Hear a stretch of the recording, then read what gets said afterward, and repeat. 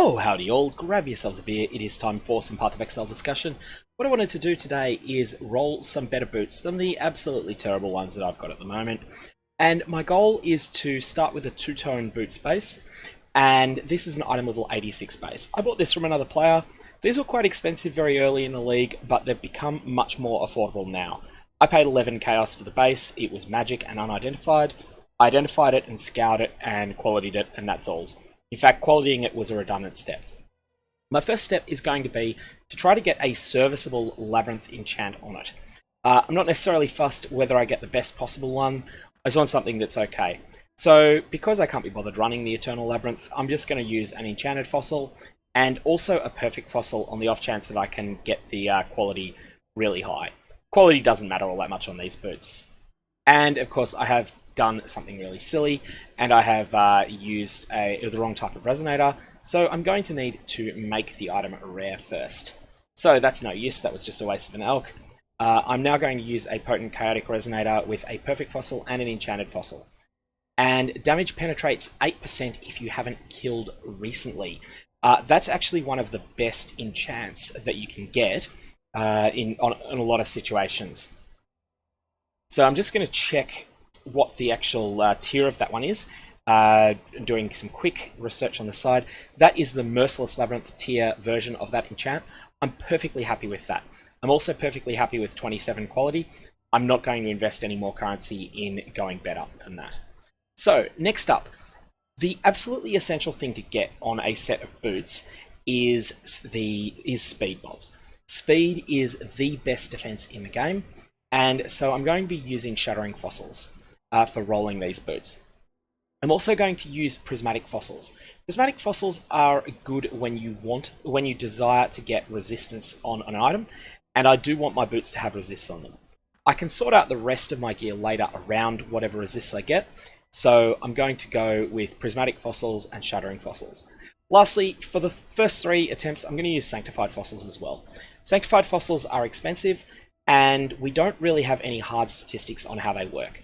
However, in my experience, they make it much more likely that you'll get the juicy 35% movement speed rolls and 48% resist rolls and the like, and high tier life rolls, and less likely that you get low tier rolls. It's important to say I don't mind that much if I miss out on getting life on the boots, because as long as there is an open prefix, I can benchcraft life. Benchcrafted life on boots is sorta okay. 65 is enough. So, without further ado, Shuddering Fossil here.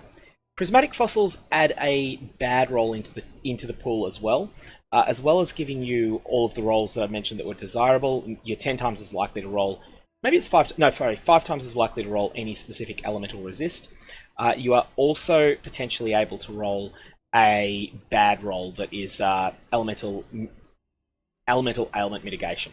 So, first attempt. We have 35% move speed. We have conditional 5% move speed. We have 2 excellent resists. This is already a fantastic set of boots. In fact, I am extremely happy with that as a first try. I was not expecting to see anything like that on the first attempt, and that goes to show the power of the Sanctified Fossils, that all of these are pretty good tiers. Of the Thunderhead, yeah, not so great. I can live with that. But that's 40% move speed, well, conditionally 40% move speed, divinable to 41. It is a truly outstanding starting point for a set of boots. Now, I was expecting to do that quite a bit, so I'm quite happy with that. The next step I'm going to do is I'm going to benchcraft life onto these boots. I'm going to go with the highest available tier, and the reason I'm doing this now is something that will become clear in a sec. What I'm going to do now is have a look at the new types of Conqueror-specific Exalted Orbs. These allow you to add a mod to a non-influenced base that will be guaranteed to be of a specific influence type. So what I'm going to do is jump across to the out of the game client and bring up a list of all of the mods that are available on boots. So this is POEDB. This is a website that is dedicated to Path of Exile data mined information. This is a strength and intelligence based boot. So I've just gone to the boot section and selected strength and int. I deliberately picked a two-tone boots, and I chose to go with strength and int because it fit my character's desires for, I want to have both Energy Shield and the possibility of using Val Molten Shell later. But you can pick any of the different two-tone boots and get good results here. So this lists all of the basic types of mods that can roll. It also lists information on their tiers and how likely it is that you can roll a specific mod. So for instance, you'll see the weighting for athletes is 1000. The weighting for regenerate of a particular tier is 1000. I'm just looking for something that's not 1000 because I know there are some. The weighting here is 550 for of the apt. Even though that's a garbage mod, it's quite a bit lower. That means that you are, for every 55 times that you roll of the apt, you can expect to get athletes 100 times. So essentially think of it as a raffle draw where you pull out you pull out tickets from a draw. There are 1000 tickets in there that say athletes. There are 1000 that say virile, 1000 that say rotund, all the way down to 1000 that say hail. There will also be 1000 that say inspired, 1000 that say interpolated, and so on. Most importantly, of course, there'll be 1000 that say Hellions. Now, your fossils modify these. The Shuddering fossil makes the Hellions roll 10 times as likely to appear. So instead of 1000 tickets that say Hellions, there are 10,000. Whereas there's still only 1000 that say athletes, and still only... Actually, no, Shuddering blocks all the mana rolls as well, so that doesn't come up. So, at this point, these are the normal rolls, but that's already been covered by our fossils, and we're not going to be adding anything else with fossils. We're looking for the best thing we can exalt on, and it's in prefixes. Now, the Shaper and Elder items mods are not available, which is a pity because this mod is really underrated and really powerful, but we're going to come back to that because it's also available via one of the new influence types. Under the Crusader, we can only get a prefix, remember, because we've got 2 prefixes and 3 suffixes on the item currently. Unaffected by shocked ground, I don't really care about. It's not useless, but it's not great. Maximum fire resist would be okay, I'd take that. Physical gained as extra lightning damage. The numbers on this are pretty low. This is a powerful mod, but the numbers are low enough that I'm not really interested. For that reason, I'm going to decide I'm not interested in using a Crusader's Exalted Orb. Now we have the Redeemer. This is excellent. We have Unaffected by Chilled Ground, which is a bad roll. It's weighted at 500. We have Chance to gain an Endurance charge on kill. In practice, I'm actually fine with the lower tier of this as well as the higher. I would like to get the higher tier, but the lower tier is fine as well. 6% chance to gain an Endurance charge on kill. As long as you're killing at least sort of 25 monsters every 10 seconds, you can expect that this will completely fill you up on Endurance charges. So it's a really strong mod. We have Gain Physical as extra cold damage. This is a bit of a dumpster tier mod for me, but it's useful for other players. Chance to gain Elusive on a crit strike is really good as well. For this reason, the Redeemer's looking pretty good.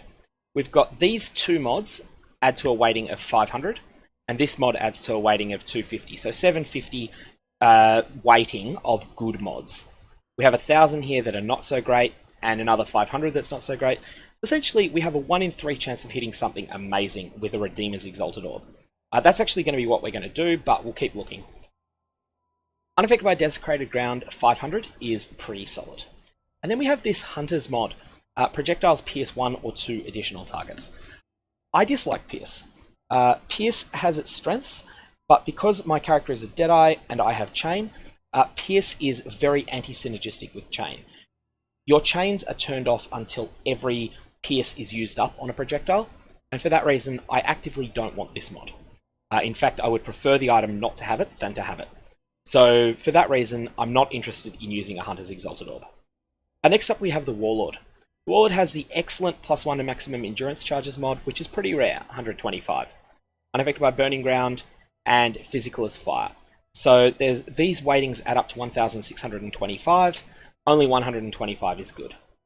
So based on this, I've come to the conclusion that I want to use a Redeemer's Exalted Orb. I don't currently own one, so what I'm going to do is I'm going to trade with another player for one, and then once that's done, let's go and slam it and see how we go.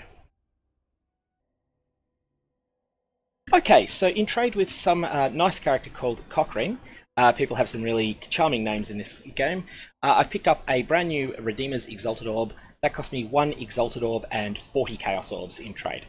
So at this point, we've done all of our due diligence. Let's see how we go. and we hit 4% of physical damage as extra cold.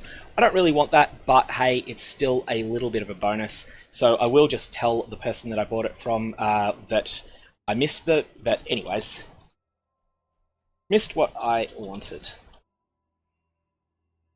Thanks anyway.